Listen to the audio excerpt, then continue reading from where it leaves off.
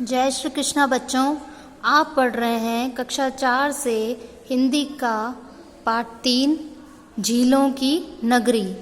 पिछले वीडियो में आपने जाना था कि उदयपुर को हम झीलों की नगरी कहते हैं और उदयपुर एक बहुत ही सुंदर जगह है। वहाँ पे खूब सारी झीलें हैं और वहाँ इतनी बहुत सारी झीलें होने के कारण ही उसको झीलों की नगरी हम कहते हैं। और फतेह सागर, पिछोला झील, इन सब के बारे में भी आपको बताया था और उन झीलों की खासियत भी बताई थी कि उन झीलों की क्या विशेषता है कि वो एक दूसरे से जुड़ी हुई है। इस झील का पानी उस दूसरी झील में चला जाता है और आपने उनके बारे में पढ़ा था। आज हम पढ़ रहे हैं उससे आगे।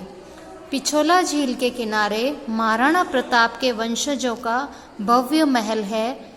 इसमें कांच का काम तथा चित्रकारी अद्वितीय है। पिछोला झील के किनारे, वहाँ पे उदयपुर में जो पिछोला झील है। अच्छा, कल मैंने आपको ये भी बताया था कि जो उदयपुर है उसको क्या कहा जाता है? राजस्थान का कश्मीर कहा जाता है। तो ये भी आपको बात याद रखनी है। अब पढ़ते हैं। पिछोला झील के किनारे महाराणा प्रताप के वंशजों का भव्य महल है। वंशज यानी उनके पूर्वज, जो महाराणा प्रताप के पिताजी या उनके दादाजी और उनके भी परदादाजी आगे, तो वो जो वंशज होते हैं उनका भव्य महल है, यानी बहुत बड़ा महल है। और उस महल के अंदर कांच का काम किया हुआ है, मतलब सुंदर सुंदर रंगीन कांच का काम है और वहाँ पे चित्रकारी भी की हुई है जो कि बहुत अद्वितीय है, मतलब उसके समान कोई दूसरा तो हो ही नहीं सकता। फतेह सागर के किनारे पूर्व की ओर मोती मगरी नाम का प्रसिद्ध ऐतिहासिक स्थल है। फतेह सागर के किनारे में पूर्व की ओर, पूर्व दिशा की ओर, आपको मैंने बताया था कि दिशाएं 4 होती है, पूर्व, पश्चिम, उत्तर और दक्षिण। तो जो पूर्व दिशा है उसकी ओर मोती मगरी नाम का प्रसिद्ध ऐतिहासिक स्थल है। इस पर चेतक घोड़े पर सवार महाराणा प्रताप की विशाल प्रतिमा है। चेतक घोड़ा, महाराणा प्रताप का घोड़ा, जिसका नाम क्या था? चेतक। तो चेतक कौन है? महाराणा प्रताप का घोड़ा। तो वहाँ पर चेतक पर सवार है महाराणा प्रताप और उनकी बहुत ही विशाल, बहुत बड़ी प्रतिमा है, बहुत बड़ी मूर्ति उनकी लगी हुई है।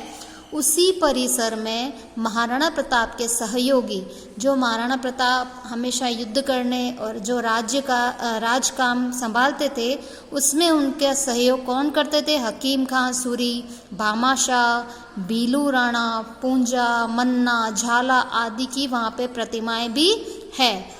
ध्वनि प्रकाश कार्यक्रम के माध्यम से यहाँ मेवाड़ की गौरव गाथा को दर्शाया जाता है। ध्वनि प्रकाश कार्यक्रम मतलब कि साउंड सिस्टम, साउंड और रोशनी, यानी आवाज़ और रोशनी। तो वहाँ पे आवाज़ सुनाई देती है और चारों ओर रोशनी होती है। तो उस कार्यक्रम में वहाँ पे महाराणा प्रताप और उनके जो सहयोगी थे उनकी पूरी गाथा उसमें दिखाई जाती है। यहाँ मेवाड़ की गौरव गाथा को दर्शाया जाता है। लोग आते हैं और उस कार्यक्रम को देखते हैं, वहाँ सिर्फ सुनते हैं और रोशनी को देखते हैं। इससे दर्शकों में राष्ट्र प्रेम की भावना का संचार होता है। जब हम वहाँ पे जाते हैं, हम वहाँ पे ये सब देखते हैं, महाराणा प्रताप की बड़ी सी मूर्ति, उनके सहयोगियों की मूर्ति, और वहाँ पे मेवाड़ की जो राष्ट्र प्रेम की भावना है, तो हमारे अंदर भी उस भावना का संचार होता है। हमारे अंदर भी हमें उसको देखकर प्रेरणा मिलती है कि हमें भी अपने राष्ट्र के लिए कुछ करना चाहिए। यहाँ दिन रात पर्यटकों का आना जाना बना रहता है। यहाँ दिन रात उदयपुर में खूब पर्यटक आते हैं। पर्यटक मतलब कि भ्रमण करने वाले, एक स्थान से दूसरे स्थान पर जो वहाँ की हम वहाँ की प्रकृति को या वहाँ की गौरव गाथा को देखने के लिए जाते हैं कि यहाँ का इतिहास क्या रहा है ना। तो जब हम एक जगह से दूसरी जगह घूमने जाते हैं उसको कहते हैं भ्रमण करना या पर्यटन करना। और जो पर्यटन करता है वो क्या कहलाता है? पर्यटक।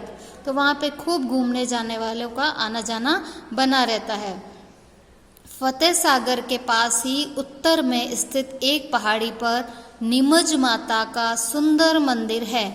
फतेह सागर के पास और उत्तर में, अब कौन सी दिशा में, उत्तर में स्थित एक पहाड़ी पर नीमच माता का बहुत सुंदर मंदिर है। यहाँ प्रतिदिन यानी रोज श्रद्धालुओं का तांता लगा रहता है। श्रद्धालु यानी जो माता जी के दर्शन करने के लिए आते हैं, वो श्रद्धालु जिनके मन में भाव होती है, श्रद्धालु होते हैं, वो जो रोज मंदिर वहाँ पे दर्शन करने आते हैं, तो खूब लोग आते हैं।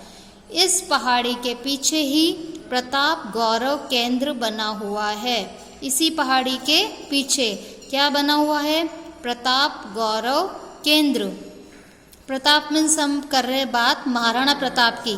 महाराणा प्रताप गौरव केंद्र, यहाँ महाराणा प्रताप की 57 फीट ऊंची प्रतिमा है। जो ये प्रताप गौरव केंद्र है ना, यहाँ पर महाराणा प्रताप की कितनी फीट ऊंची प्रतिमा है, 57 फीट ऊंची प्रतिमा है।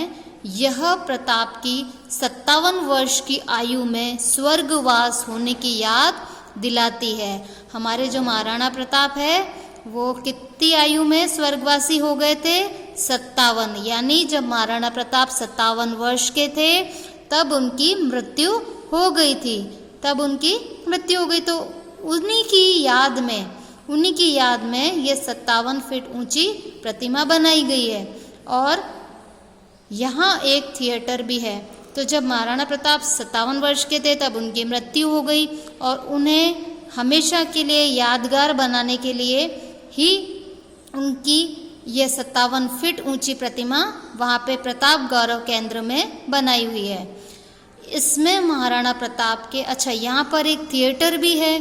इसमें महाराणा प्रताप के जीवन संघर्ष से जुड़ी एक डॉक्यूमेंट्री फिल्म भी दिखाई जाती है, और इसके अतिरिक्त यहाँ अन्य कुछ प्रतिमाएं भी लगी हुई है।